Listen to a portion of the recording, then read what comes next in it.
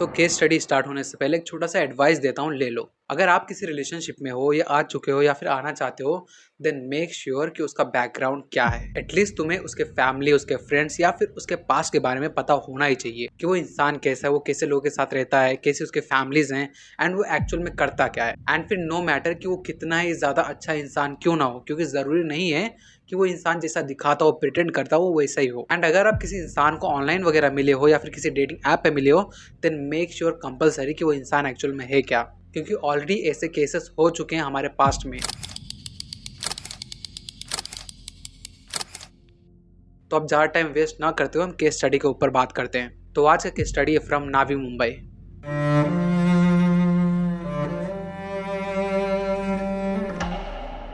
ये है शोएब शेख जो कि 24 साल का है एंड ये है अमृत कौर 35 ईयर्स की। एंड ये दोनों रिलेशनशिप में लगभग 3 महीने से हैं। तो लगभग 3 महीने पहले ये दोनों एक डेटिंग प्लेटफॉर्म पे मिले थे, जहाँ पर धीरे धीरे ये बातें करते हैं एंड वो अपने नंबर एक्सचेंज करते हैं, फिर सोशल मीडिया प्रोफाइल्स एक्सचेंज करते हैं एंड वो धीरे धीरे काफ़ी ज़्यादा क्लोज होने लगते हैं। एंड ये दोनों जैसे धीरे धीरे और भी ज़्यादा बातें करने लगते हैं, वो और भी ज़्यादा क्लोज होने लगते हैं एंड अब वो धीरे धीरे मिलने भी लगे थे एक दूसरे से। शोएब शेख जो कि 24 साल का था एंड वो एक गैरेज के अंदर काम करता था एंड वो एक स्कूल ड्रॉप आउट था। एंड वहीं अगर मैं अमृत कौर की बात करूं तो वो एक वेल एजुकेटेड वुमेन थी, इंडिपेंडेंट वुमेन थी, जो कि अपने माँ एंड बेटी के साथ में रहती थी एट जेटीबी नगर इन साउथ सेंट्रल मुंबई। और अमृत कौर एक डिवोर्सी औरत थी, यानी कि उनका डिवोर्स जो है ऑलरेडी हो चुका था एंड वो अपने माँ बेटी के साथ में इसीलिए रहती थी। एंड वो एक प्राइवेट बैंक के लिए काम भी करती थी eight a manager post.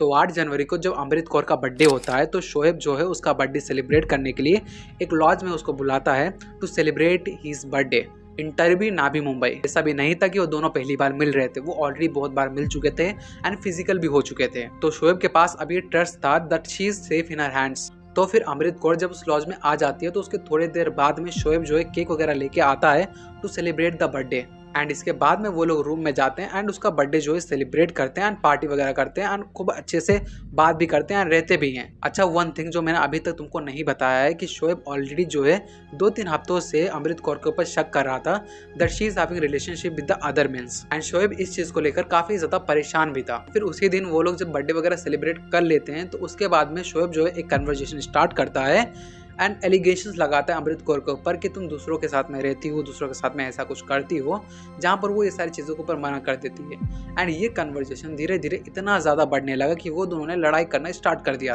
And उसी चक्कर में शोएब का एंगर इतना ज़्यादा रेज हो गया कि उसने उसका गला दबा के वहीं पर उसको मार दिया एंड उसके बॉडी को वहीं पर सुला दिया एंड वो उस लॉज से जो है निकल जाता है। लेकिन फिर लॉज वालों को ये चीज़ डाउट होता है कि यहाँ पर 2 लोग आए थे लेकिन ये सिंगल ही क्यों जा रहा है। तो फिर थोड़ी देर बाद उस लॉज के जो एम्प्लॉय थे वो चेक इन करने के लिए कि क्या हुआ क्या एक्चुअल में, कि वो अकेले क्यों हैं, सिर्फ चेक करने के लिए गए थे।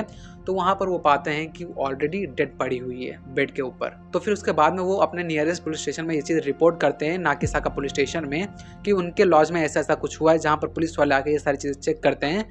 एंड उसके नेक्स्ट डे ही शोएब को पकड़ लिया जाता है, क्योंकि जो शोएब का फेस था वो ऑलरेडी सीसीटीवी कैमरा में आ चुका था एंड उसकी आईडी वगैरह की जो इन्फॉर्मेशन थी वो ऑलरेडी लॉज वालों के पास में थी।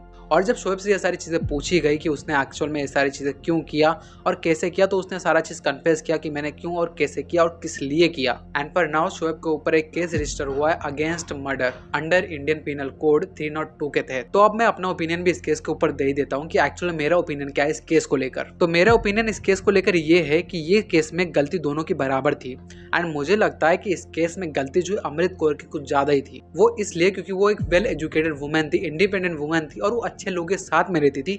इवन शी चूजेस ये criminal without any background check, बिना उसको जाने उसके फैमिलीज क्या, उसके फ्रेंड्स कैसे हैं एंड वो खुद इंसान एक्चुअल में कैसा है। एंड आई डोंट थिंक कि शोएब शेख ने अपना सच्चाई जो है बताया भी होगा अमृत कौर से कि वो एक्चुअल में इंसान क्या है। और वहीं मैं शोएब शेख की बात करूं तो वो बस एक ड्रॉप आउट लड़का था जो कि एक गैरेज में काम करता था, दैट्स इट। एंड तुम्हें याद है ना, मैंने स्टार्टिंग में तुमसे कुछ कहा था कि एटलीस्ट तुम उसके फ्रेंड्स को या फैमिलीज को या फिर उसके पास्ट के बारे में तुम्हें पता होना चाहिए अगर तुम रिलेशनशिप में हो या आना चाहते हो या आ चुके हो तो। एंड खासकर ऐसे लोगों से जो ऑनलाइन मिलते हैं या डेटिंग एप्स पे मिलते हैं रैंडमली। एंड तुम्हारे ओपिनियंस क्या है मैं ज़रूर जानना चाहूँगा, तो प्लीज़ कमेंट में बता देना और प्लीज़ ऐसे लोगों से दूर रहना। तो आज की केस स्टडी यहीं पर समाप्त होती है। That's it for today. तब तक के लिए be happy with your families, be happy with your loved ones. Bye.